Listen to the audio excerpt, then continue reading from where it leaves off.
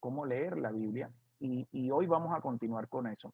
Y fíjense, es importante ser un discípulo porque un discípulo es el que toma la decisión clara de seguir a Cristo. Jesús dice, aquellos que quieran seguirme, carguen su cruz y síganme, dejen todo atrás, síganme. Y eso diferencia a un creyente de un discípulo. Un creyente solo cree y listo, pero el discípulo sirve, el discípulo ayuda. Y la palabra dice, ¿cómo se sabrá que son mis discípulos? Dice, porque muestran su amor unos con otros, porque se aman unos con otros. Esa es la mayor evidencia de que realmente son discípulos y por supuesto es una de las grandes evidencias de salvación en nuestras vidas. Bien, es una de las grandes evidencias de salvación en nuestras vidas. Ahora bien, otra cosa clave aquí, mis queridos hermanos, que es importante que ustedes tengan en cuenta, es que vamos a la iglesia porque el Señor así nos lo ha indicado. O sea, vamos porque es un llamado de parte de Él. Y Él nos dice a través de su palabra que no dejemos de congregarnos, ¿verdad? Y nos lo dice a través de la carta del apóstol Pedro, perdón, a través de los hebreos, y dice, como hacen algunos.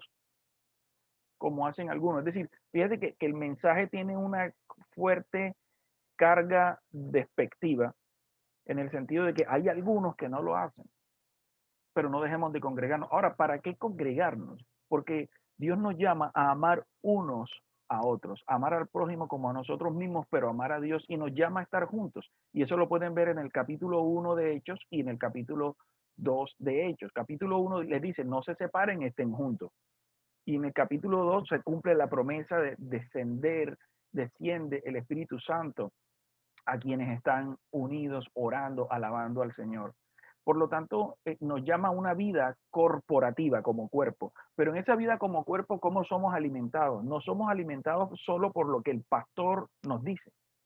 Somos alimentados por nuestra vida devocional, nuestra vida piadosa. Y ahí es donde nosotros entramos a hablar inmediatamente de lo que Leisa dice. Ok, necesitamos tener comunión con el Señor y tenemos comunión con Él a través de la lectura de la palabra y a través de la oración. ¿Ok? A través de la lectura de la palabra y la oración. Entonces, la semana pasada yo les mostraba esta infografía que se las compartí, donde están todos los libros de la Biblia, los 66 libros de la Biblia que hacen parte del canon bíblico, que hacen parte del canon bíblico. Y estos 66 libros divididos en Antiguo y Nuevo Testamento. Antiguo y Nuevo Testamento. El Antiguo Testamento, les recuerdo, 39 libros y el Nuevo Testamento, 27 libros. Y ahí tienen mucho más datos que ustedes pueden consultar, por ejemplo, cuántos versículos tiene, cuántos capítulos hay, y sobre todo lo más chévere que esto tiene es la división por las categorías de libros, el Pentateuco, cuáles son los profetas, cuáles son las cartas, etcétera, cuáles son los evangelios, etcétera, etcétera. Es decir, esta infografía les va a dar a ustedes el entendimiento para el examen final, cuando nosotros le preguntemos cuántos libros tiene la Biblia, cuántos versículos hay, quiénes son los profetas mayores, quiénes son los profetas menores, cuáles son los libros poéticos, etcétera, etcétera. Es importante que esto lo tengan ustedes en cuenta. Bien, otra cosa que hablamos fue que la Biblia apunta a Jesús. La Biblia apunta a Jesús toda, desde el Antiguo Testamento y por supuesto el Nuevo Testamento. Nosotros no podemos leer la Biblia de una manera eh, separada, es decir, un librito por separado. No, no, nosotros tenemos que entender que toda la Biblia se refiere a Cristo, desde Génesis hasta el Apocalipsis. En otras palabras, es la historia de la redención. Las escrituras nos muestran a nosotros lo que se conoce, si usted está tomando nota allí, se conoce como la historia de la redención. Historia de la redención. Entonces, ¿por qué la historia de la redención? Porque es el plan de salvación de Dios para nosotros. Y ese plan de salvación de Dios para nosotros se consuma en Jesucristo.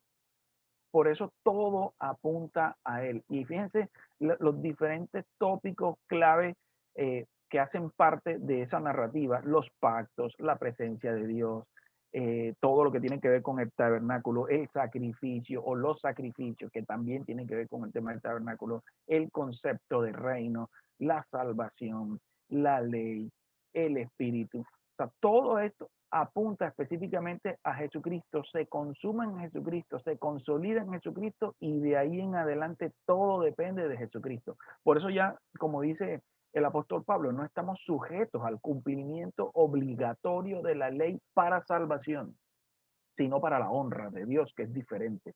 No para salvación, porque para la salvación nosotros tenemos que ir a Jesucristo. Por eso Juan el Bautista vino al mundo, escogido por Dios, para decirle al mundo, preparen sus corazones para la llegada del Mesías.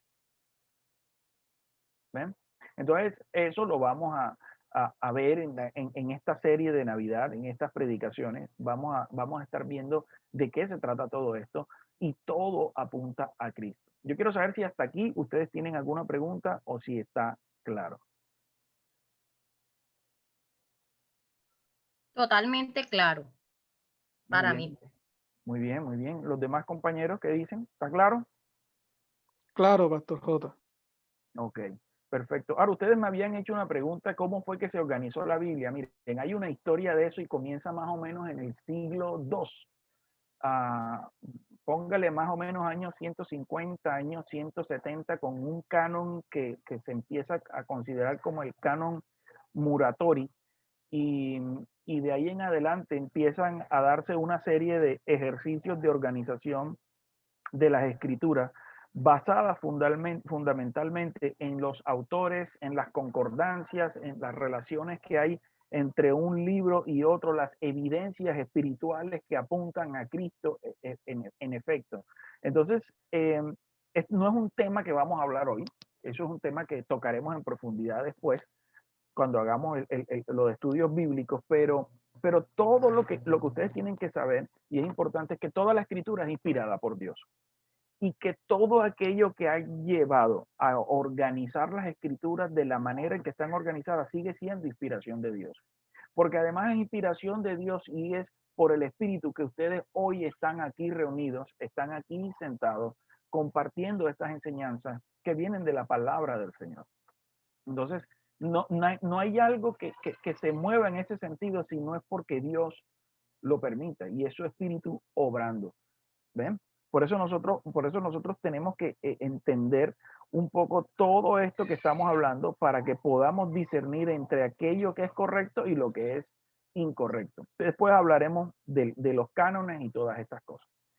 Este gráfico, que es un cuadro hecho con tiza, nos enseña la historia de las escrituras, la creación, la caída, la redención y la restauración. Y acuérdense, en el principio estaba Jesús y estaba el Espíritu Santo. ¿Ven? El mundo cayó, pero un redentor transforma todas las cosas, restaura todo lo que está roto y nos lleva a una nueva creación. O sea, es la historia, fíjate, de una creación a una nueva creación, de aquello que era perfecto a algo que va a ser extraordinariamente perfecto. Y mucha gente anhela devolverse a ese primer paraíso, cuando nosotros debemos realmente estar anhelando es el que viene. Y esto dice mucho de la vida de cada uno. Si usted no entiende las escrituras, usted va a vivir una vida queriendo que el tiempo pasado vuelva, en lugar de estar pensando en el tiempo futuro, que es la eternidad con Jesucristo. ¿Ves? Entonces, hay tantas cosas que nosotros podemos entender, y es que si tu vida vive anclada en el pasado, sigues anhelando un paraíso que fue manchado. Anhela el paraíso que está por venir. Anhela esa nueva creación. ¿Ven? Pero esto solamente lo podemos decir cuando entendemos las escrituras y que todo se trata de Cristo, porque la única manera de llegar a ese nuevo lugar, a esa nueva creación, es a través de Cristo, es a través de la cruz. Bien. Ahora, ¿cómo estudiar la Biblia? Entonces, bien, eh, hay un método que se conoce como el método inductivo de estudio de la Biblia. El método inductivo es una forma de estudiar las escrituras que puede aplicar para estudiar un libro completo, hacer estudios biográficos, hacer estudios temáticos, hacer estudios doctrinales, de personajes. Es decir, es una manera de estudiar la Biblia y prácticamente pudiera yo decirles es la manera de estudiar las escrituras.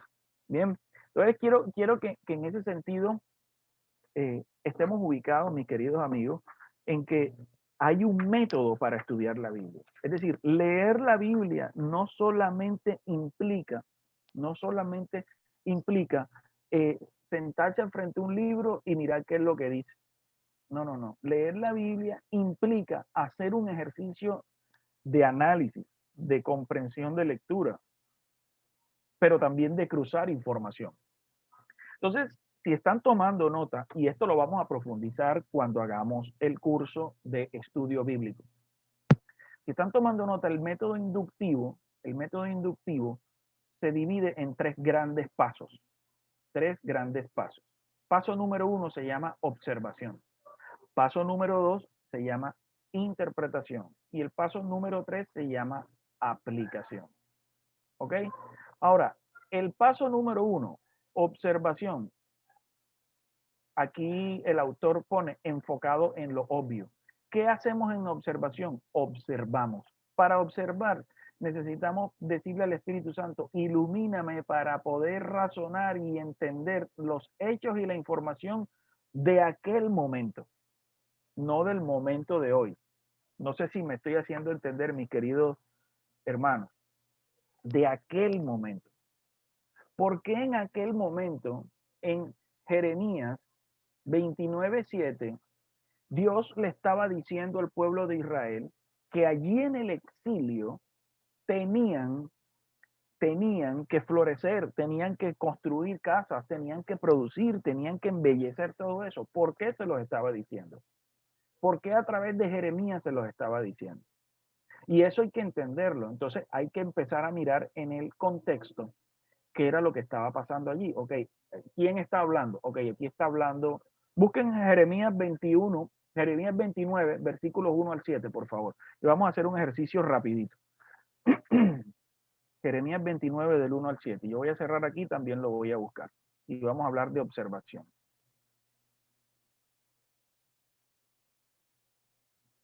29, ¿qué versículo? Del 1 al 7. Ya lo tengo acá. Ok, entonces, si se dan cuenta, se titula Carta a los exiliados. ¿Sí lo ven? Sí. Ok, entonces la carta a los exiliados. Vamos a cerrar aquí unas cositas. Ya ven ahí. Entonces vamos a poner 29 del 1 Sí, ya se ve. al 7. Entonces en esta carta a los exiliados nosotros podemos preguntarnos, ok, ¿quién está hablándole a quién? Y dice, esta es la carta que el profeta Jeremías envió desde Jerusalén. ¿A quién se la envió? Al resto de Los los ancianos. Exacto, entonces a los sacerdotes y a los profetas y a todo el pueblo que Nabucodonosor había desterrado. Entonces, ¿quién está hablando en esta parte? En esta parte hay un autor que está hablando, ¿verdad? Hay un narrador, ¿sí o no? ¿El narrador quién es en este caso? Se presume que es Jeremías. Que es Jeremías. Que es Jeremías, ok. Ahora, Jeremías, ¿a quién le está hablando allí en este momento? ¿A quién? Entonces, ¿a quién? ¿A quién? Dale.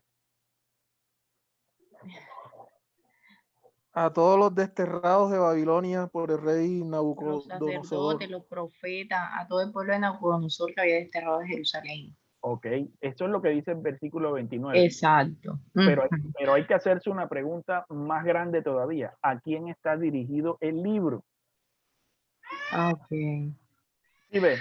Entonces, cuando ya tú miras a quién está dirigido el libro, entonces tú entiendes, epa, este man le está escribiendo a X población, pero hey, ¿en qué año fue escrito el libro?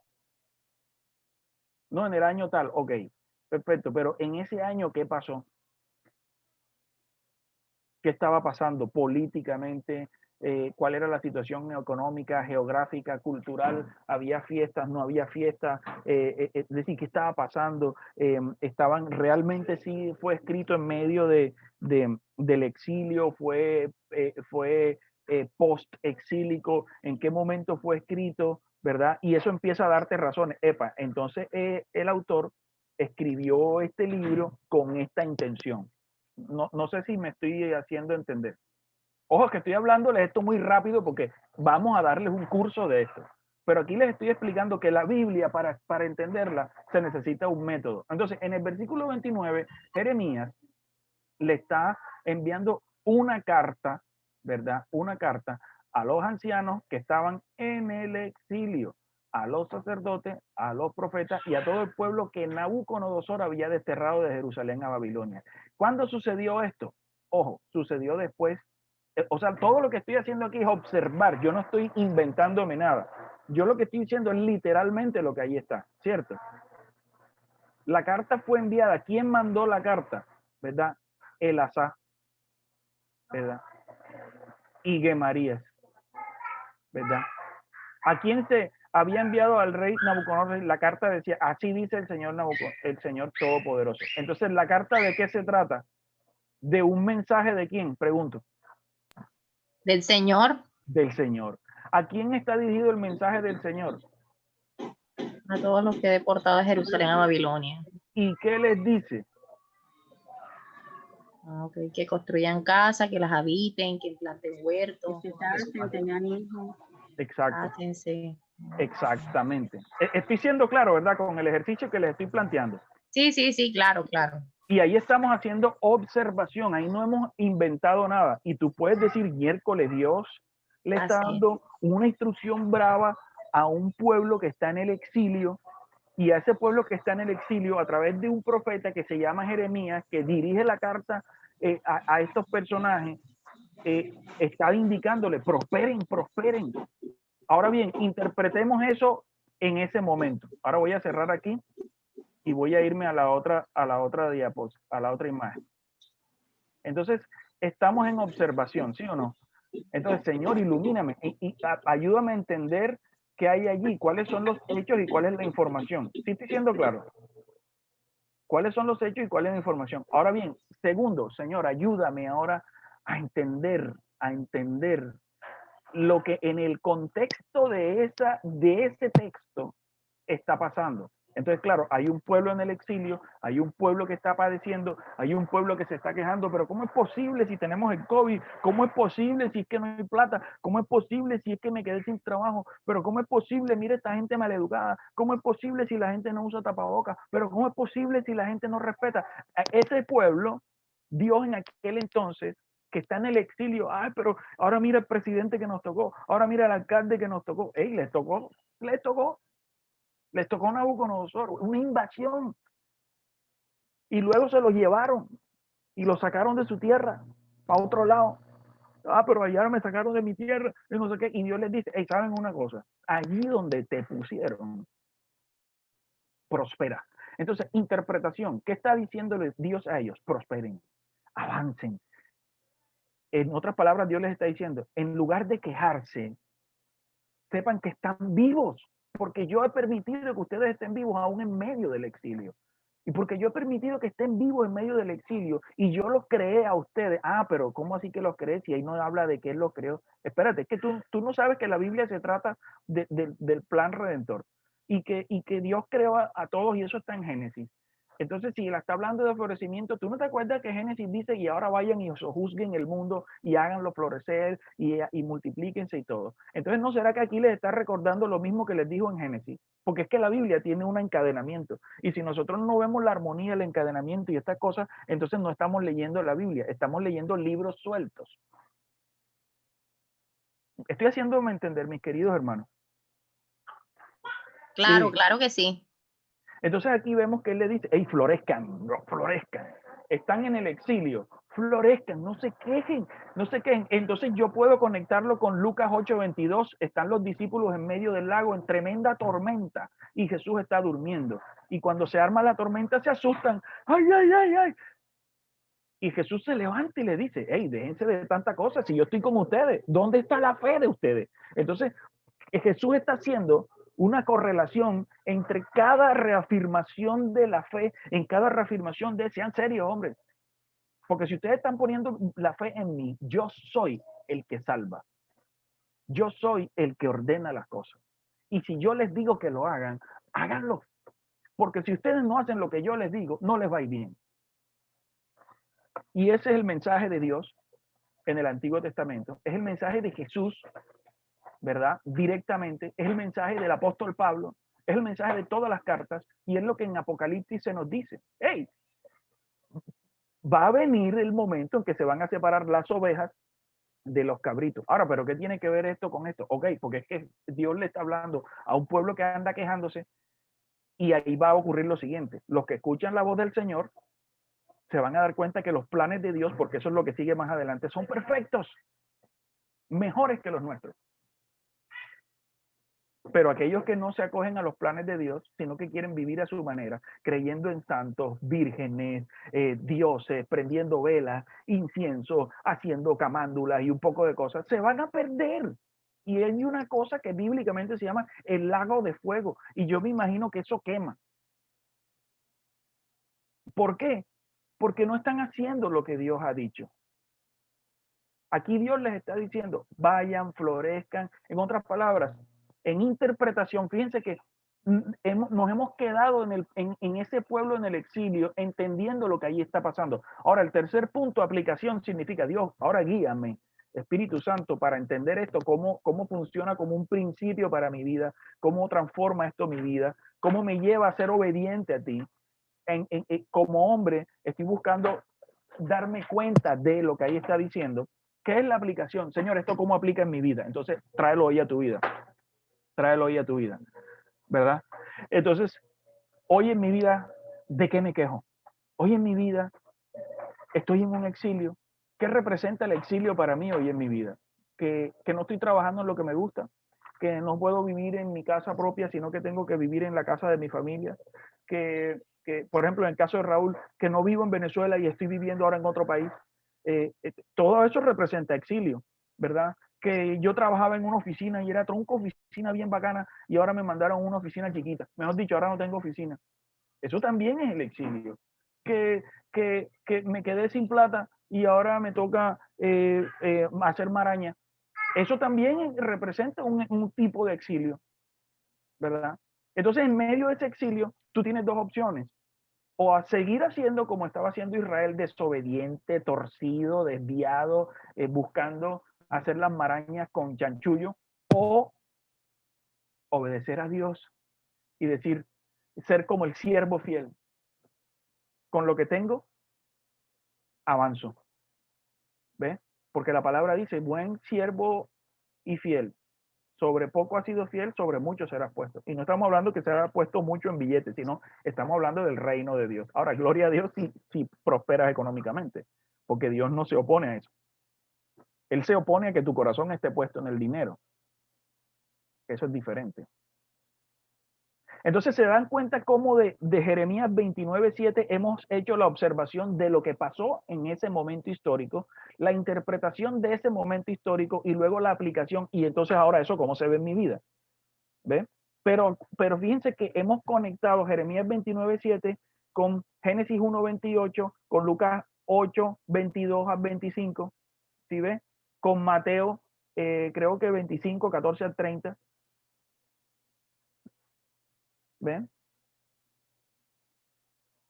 Entonces, mi querido hermano, leer la Biblia, ¿es fácil? Pregunto.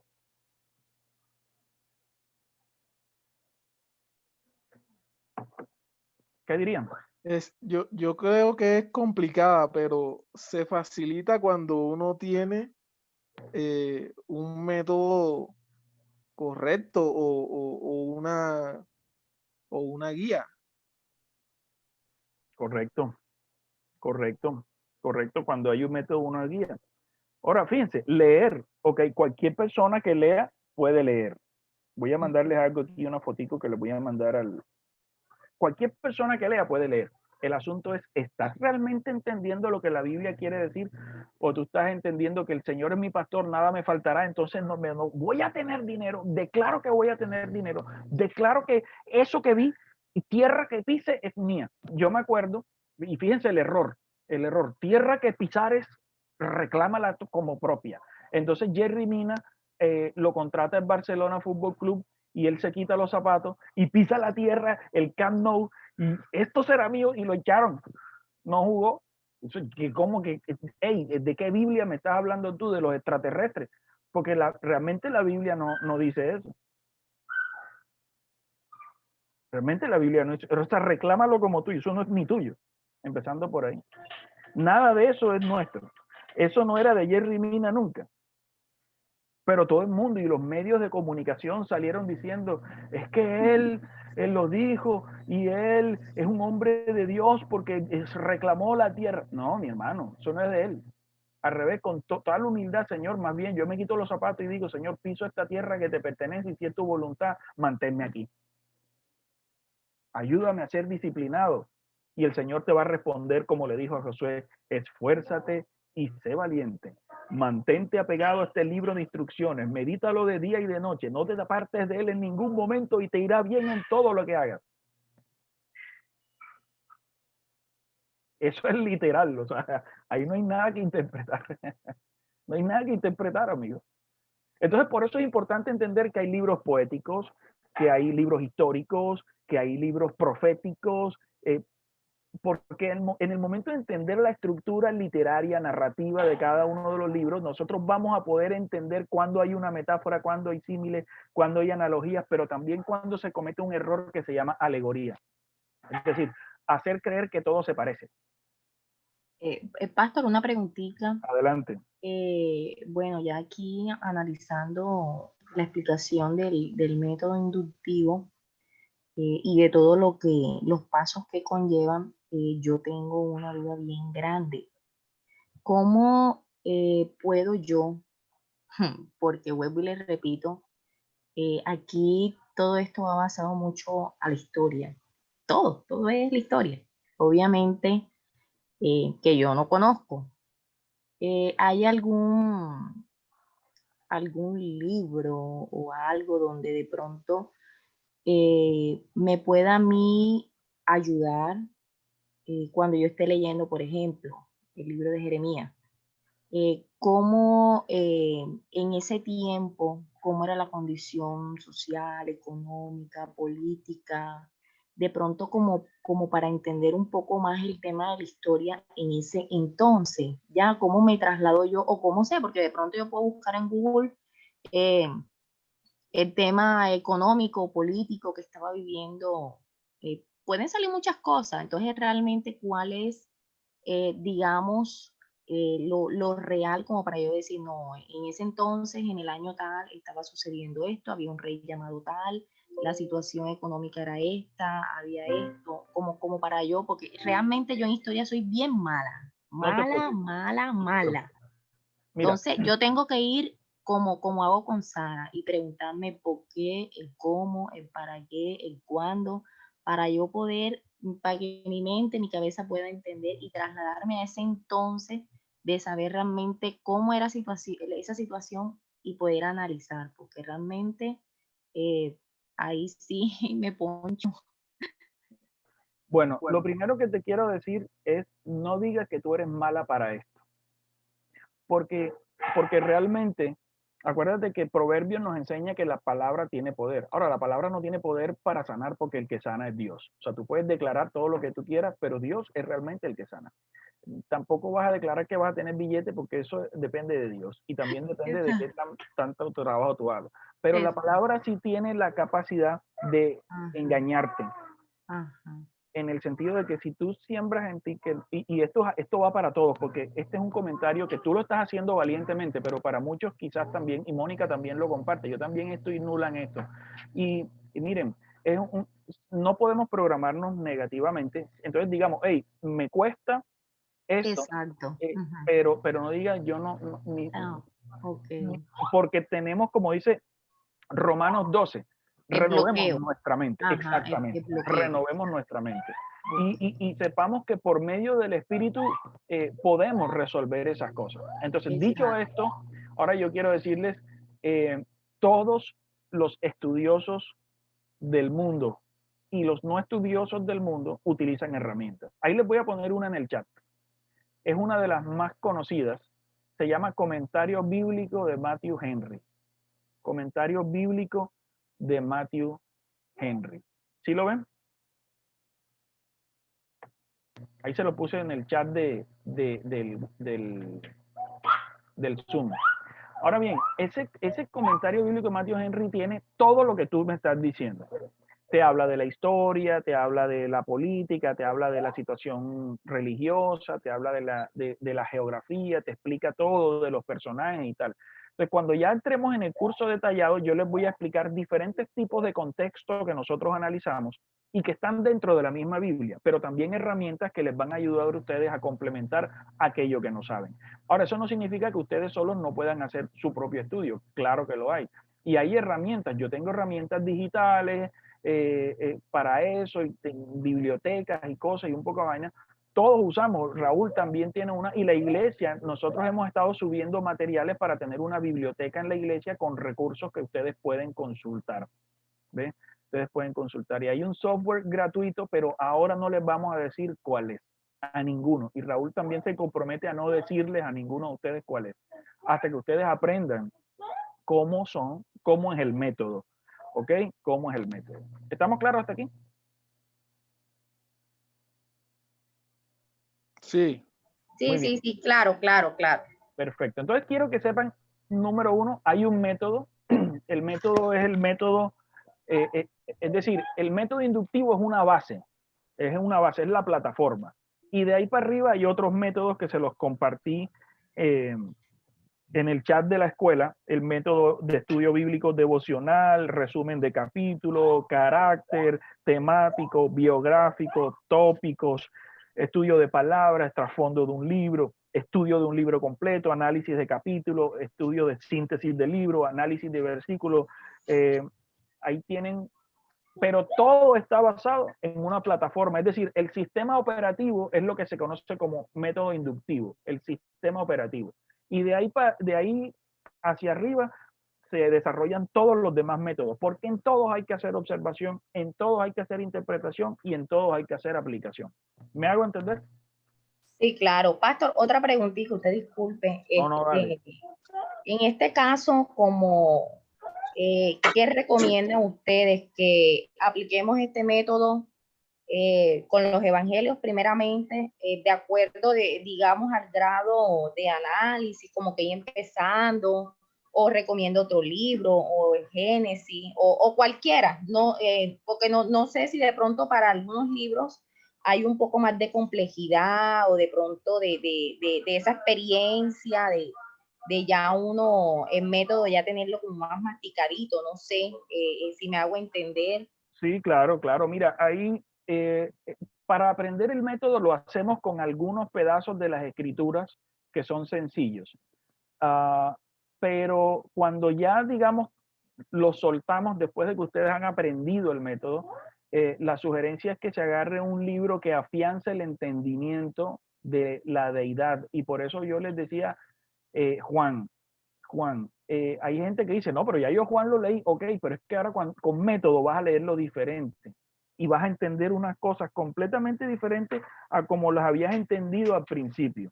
Y Juan te afirma muchas cosas. Primero, que Jesús es Dios. Segundo, que los milagros solamente los hace Jesús porque Jesús es Dios. ¿Ve? Y no los hace porque la gente quiere, sino los hace Él porque Él decide hacerlo. Tercero, te dice que Jesús es el camino, la verdad y la vida. Es decir, no hay nadie más. No, mira, puedes tener la estampita de, a mí me encanta, por ejemplo, de los salesianos, que ya hasta se me olvidó, Santo Domingo Sabio, Don Bosco, San Francisco de Asís, pero es que yo no me voy a poner a estar aprendiéndole vela al santo y haciéndole rosarios a la Virgen, porque la Biblia por ningún lado habla de esas vainas. Eso son un invento de 350 años después de Jesucristo. Entonces, y yo lo digo con mucho respeto, pero se los tengo que decir con mucha claridad. Además, cuando quieran hablamos, porque yo iba a ser cura y a mí me prepararon para eso. Entonces, ahí podemos hablar de eso si tienen dudas. Y me invitan a un café y les cuento. Entonces, lo que quiero que sepan ustedes, mis queridos amigos, a través de todo esto que les estoy diciendo, hay método. Y el método es fundamental para poder estudiar las escrituras. Ahora, quiero volarme esto. Ok. Si tenemos método, el método nos va a ayudar a orar. y aquí voy a tomarme un corto tiempo porque esto es muy sencillo. Este gráfico de la mano es un ejemplo muy bonito para hablarnos de cuando elevamos la mano al cielo, estamos orando al Señor. Eleva tus manos. Cuando elevas tus manos no es como para que tú recibas energía, llena la energía. No, no, cuando tú elevas tus manos es porque tú le estás dando al Señor la honra y estás reconociendo, Señor, es tu reino, y estás diciendo, Señor, danos nuestro pan de cada día, Señor, danos el perdón, Señor, danos tu guía, sé tú nuestra guía. Entonces, en otras palabras, lo que aquí está ocurriendo, lo que aquí está pasando, mis queridos amigos, es que el Padre Nuestro nos enseña cómo una oración debe ser. Debe ser una oración que busque la honra de Dios. Padre Nuestro, que estás en los cielos, santificado sea tu nombre, ¿verdad? O sea, fíjate, primero es honralo a Él. Venga a nosotros tu reino, Señor, ven a mí, que tu presencia. Por eso siempre los servicios los comenzamos pidiendo la presencia del Señor. Señor, venga tu reino a nosotros, Señor. Danos hoy nuestro pan de cada día. Y como, ¿por qué danos hoy nuestro pan de cada día? Si yo lo trabajé, ya yo lo compré. Pero es que Dios te lo da. Dios es quien te sustenta. El pan, la vida, todo. ¿Ah? Señor, perdona nuestros pecados. Perdona nuestras ofensas, como también nosotros perdonamos a los que nos ofenden. La pregunta es, ok, ¿y tú sí perdonas a los que te ofenden? Entonces, la oración nos empieza a llevar, el Padre Nuestro nos guía. El Padre Nuestro nos guía. ¿En qué hay que orar? Hay que orar en exaltación, en agradecimiento, pidiendo la presencia de Dios. Hay que orar en arrepentimiento siempre, y hay que orar en guía para nuestras intenciones, nuestras peticiones, lo que nuestro corazón esté poniendo para el Señor. ¿Me hago entender, mis queridos amigos? Ahora bien, nosotros, J, dígalo. ahí con la presentación anterior, en la parte del Padre Nuestro que dice, danos hoy nuestro pan de cada día, yo no lo había interpretado así como el sustento físico del pan o del alimento. Yo lo entendía, era como darnos hoy nuestro pan de cada día, como su escritura, como que También, todos los días la estemos leyendo y que nos alimente espiritualmente, ¿no? también. Todo. Es que Dios, ante Dios no se excluye nada de eso, porque finalmente Dios es Dios. Y Dios te da el alimento espiritual, pero te da el alimento físico. Acuérdate que al pueblo de Israel le daba maná y le daba agua, ¿verdad? Pero también le daba la guía. ¿Sí? ¿Me hago entender? Entonces ahí podemos ver nosotros cómo opera el amor de Dios en todo eso. ¿Ven? Y muy buena tu precisión. Ahora, nosotros tenemos el método devocional que está basado en el estudio inductivo. Entonces, si se dan cuenta, lo que nosotros les mandamos a ustedes todos los meses con un texto diario, prepárese para escuchar a Dios. Fíjese, el Señor, honrarlo, pedir su presencia, pedir su guía. Ora y clama al Espíritu Santo que la presencia de Dios y su verdad le sean reveladas. Segundo, lea y reflexione. Entonces, vaya a la palabra de Dios, lea despacito, luego lea en voz alta, y mientras lee vaya preguntándose las preguntas inductivas, texto. ¿Cuál es el tema central de este texto? Entonces ahí no te vayas para un libro, porque vas a hacerlo tú allí. Trata de identificar en Jeremías 29:1-7, el tema central es prospera, florece, obedece a Dios aún en medio de las más grandes dificultades. Ahora, ¿qué dice Dios allí? Dios está diciendo que tenga confianza. Dios está diciendo de Él que Él es un Dios poderoso, que Él es un Dios grande, y que Dios permite que nosotros pasemos por tribulación. Dios nunca ha dicho que no nos vamos a cansar, que no nos va a doler, que no va a fallecer alguien, que no va a haber cansancio, que no va a haber enfermedad. Dios nunca ha dicho eso. Eso solamente no va a haber en la eternidad. Pero mientras estemos en el mundo, todas las cosas las vamos a padecer. Y Dios ahí lo que te está diciendo es confía en mí, porque confiando en mí estás mejor. Ahora, ¿qué me quiere decir esa palabra? Aplicación. ¿Sí? ¿Cómo se aplica eso a mi vida? Y luego, después de que usted miró el texto, hace este ejercicio que se llama PAMPE. ¿Hay algún pecado a confesar o evitar? ¿Hay alguna actitud que está aquí que yo debería adoptar? ¿Hay aquí un mandato que yo tenga que obedecer? ¿Hay alguna promesa en la cual yo deba confiar? ¿Hay algún ejemplo que debo seguir o que, o que debo evitar?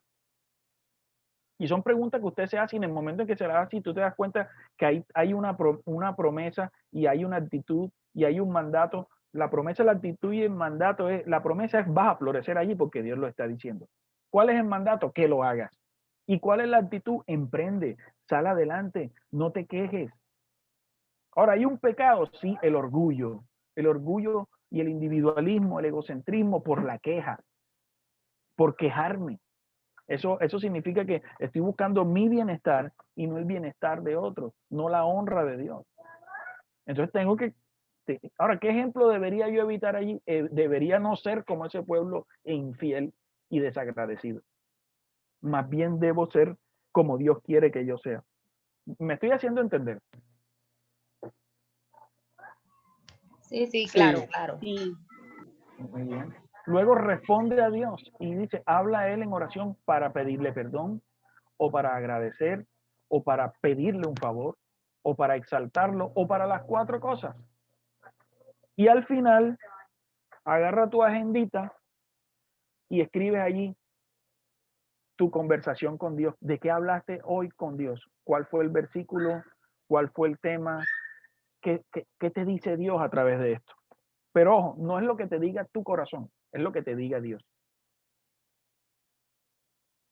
Y por eso estas preguntas para el tiempo devocional que nosotros les recomendamos a ustedes que hagan son las preguntas adecuadas. No para que tengan un tiempo en el que leen la palabra y dice, y prosperarás en todo lo que hagas. Y tú dices, Señor, prosperaré en todo lo que hagas. Lo creo, lo declaro. Declaro, Señor, en este momento que prosperaré en todo lo que haga. Ok, pero es que antes te dice, medita en este libro de día y de noche.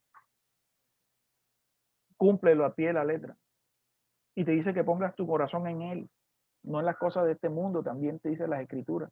Te dice que busca primero el reino de Dios y su justicia. Entonces te das cuenta, si tú solamente te quedas con un pedacito y no entiendes la realidad de las escrituras, estás pensando en ti, estás humanizando las escrituras y no estás glorificando a Dios a través de ellas. Entonces, por eso, la oración, ¿qué es la oración? Es una conversación íntima con Dios. La oración no es un rezo. Tú puedes repetir 10 veces el Padre Nuestro. Y yo a veces orando hago el Padre Nuestro. Pero cuando lo hago estoy meditando cada pedazo. Padre Nuestro. Y pregunto, ¿será que de verdad yo estoy reconociendo a Dios como mi Padre? Que estás en los cielos. ¿Será que yo sí creo en esto? ¿Será que mi confianza está puesta en un Dios que yo no veo? Santificado sea tu nombre. Señor, ¿cómo te santifico? Ayúdame a santificarte. ¿Será que estoy santificando tu nombre con mi vida? ¿O será que yo sigo viviendo, pecando y cayendo en aquellas cosas en las que no quiero caer, Señor, que manchan tu nombre? Venga a nosotros tu reino. Si soy sincero en decirle que sea tu presencia en mi vida, ya no vivo yo, sino Cristo vive en mí. ¿Ven? Cuando yo hago el Padre Nuestro, lo hago así. Yo no hago el Padre Nuestro que está en los cielos, santificado sea tu nombre, porque al final del ejercicio no hiciste nada. Y bueno, ¿y esto qué significa? ¿Qué hiciste? Un rezo. Rezaste. Así lo hacen en el Islam. En el Islam yo les puedo mostrar el Corán, mi familia de Siria, y nosotros tenemos todos en la familia, tenemos un Corán hasta ciertas generaciones. Me lo estudié y es hermoso. Y en el Corán tú no oras. En el Corán tú rezas. Lo mismo que en el catolicismo y lo mismo que en otras religiones. Rezas. Rezo es repetir una vaina que está ahí. Pero cuando tú oras, tú tienes que decir, Señor, no soy nada delante de ti. Señor, ayúdame. No sé ni qué decirte, Señor. En esta mañana no me salen ni las palabras. Señor, no sé orar. No sé cómo hablar contigo. ¿Y sabes por qué no sabes cómo hablar? Porque no lo ves. En cambio, el rezo te lo resuelve. El rezo te dice, repite esto, que eso va para Dios. Pero la oración es difícil, por eso a la gente le cuesta orar. Porque la oración es hablar con un Dios invisible. Pero para poder hacerlo necesitamos conocer al Dios invisible para saber que Él se manifiesta a través de todo lo creado, a través de todas las circunstancias. Este es el Dios que tenemos, mis hermanos. El Dios por el cual hay que leer las Escrituras y el Dios por el cual hay que orar, con quien hay que orar para ser transformado todos los días. Y como dice Romanos 12:2, no te dejes contaminar por las cosas de este mundo, por las falsas enseñanzas, por las religiones y todas estas cosas. Y más bien, deja que tu mente sea transformada por Dios. Y así podrás ver que su voluntad es buena, agradable y perfecta. Bueno, ¿qué ganaron hoy, mis queridos amigos? Hemos llegado al final. ¿Qué ganaron hoy?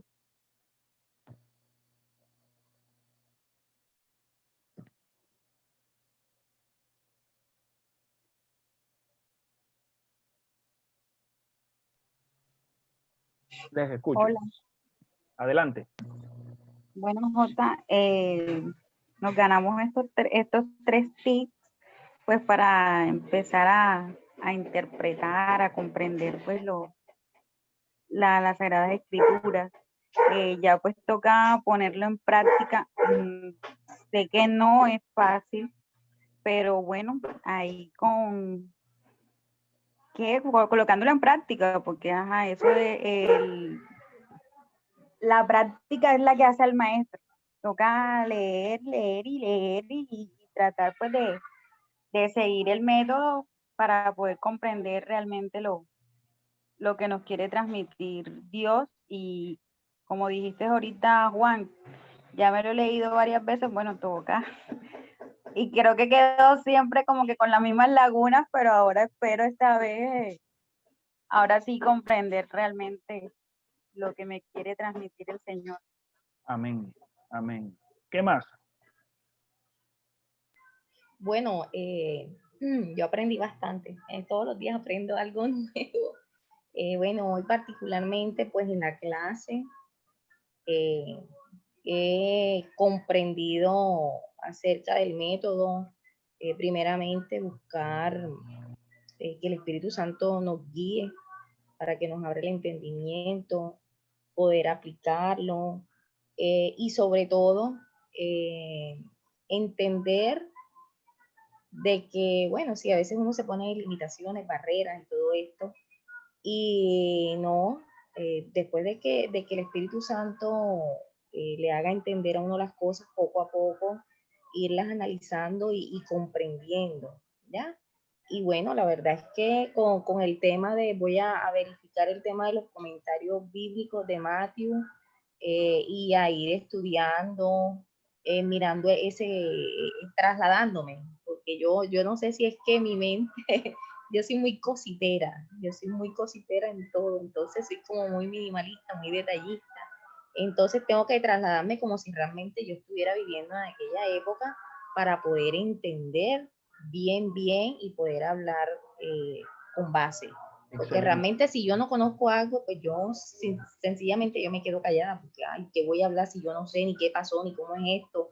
Y de pronto hay otra persona que sí sabe y miércoles, mejor dicho, a pasar la pena del siglo. Entonces no, el compromiso mío es de ahora en adelante sí leer, porque a veces uno lee por leer, salir del paso, sí, yo entendí, que uno cree que entendió, pero realmente no es así.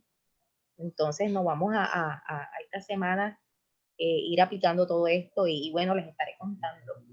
Claro, y no tengan miedo, miren, no tengan miedo de equivocarse en el ejercicio. Yo les sugiero, apliquen el método que nosotros les hemos dado en el devocional, ese que les mostré ahorita. Esta presentación se las voy a dar, ¿ok? Completa. Ya tienen la mitad, les voy a dar ahora toda completa. Pero Exacto, sí. para Yo que lo que se voy a ayuden. hacer es que los voy a imprimir, por lo menos, las preguntas que usted las colocó de ahorita y lo voy a imprimir, lo voy a colocar en un lugar visible. Pues yo soy muy de vista, porque es que a veces uno entre los afanes del día a día se le va el día, de pronto uno hace las cosas corriendito, sí, no, ya cumplí, listo, para adelante, pero no, por lo menos ya yo aquí, escuchando la clase, ya yo me craneé, como dice uno, la cuestión. Entonces dije, no, apenas lo manden, yo lo voy a imprimir, lo voy a pegar en un lugar visible, que es la puerta de mi cuarto, y allí mismo, apenas esa puerta, como yo la tengo que abrir y cerrar cada rato, apenas abra, veo. Si Correcto. cierro, veo. O sea, ahí está la cuestión hablándome. Entonces, ya tengo la inquietud y ponerlo en práctica. Entonces, Correcto. esa es la tarea mía para esta semana. Correcto. Eso les va a ser de edificación. ¿Qué más, hermanos? ¿Ganaron algo hoy? Jamie, Vale, Samir, Leisa, Jennifer, Mónica, ¿ganaron algo? Pastor, sí, siempre se gana, siempre se gana. Yo, pues, desafortunadamente he tenido un mes donde le comenté a Wilson y a Sandra, a todos los compañeros en la comunidad, que he estado un poco muy intermitente durante los servicios, durante las comunidades, porque sigo en el tema de licitación acá de auditoría y aún no soltamos ese tema y no he estado como tan activa como cuando inicié, pero no ha sido porque haya mermado en mí el interés No te el preocupes. propósito, sino todo este tema pues laboral que también me ha enredado un poco, pero sí aprendo, sí en lo que oigo, sí en lo que comparten, sí aprendo y debemos crear esa cultura de esos métodos. Debemos tener como un esquema de cómo estudiar la Biblia y seguirnos por un método, porque entonces a todos nos pasa. Yo le preguntaba también a Sandra, a Wilson, por cuál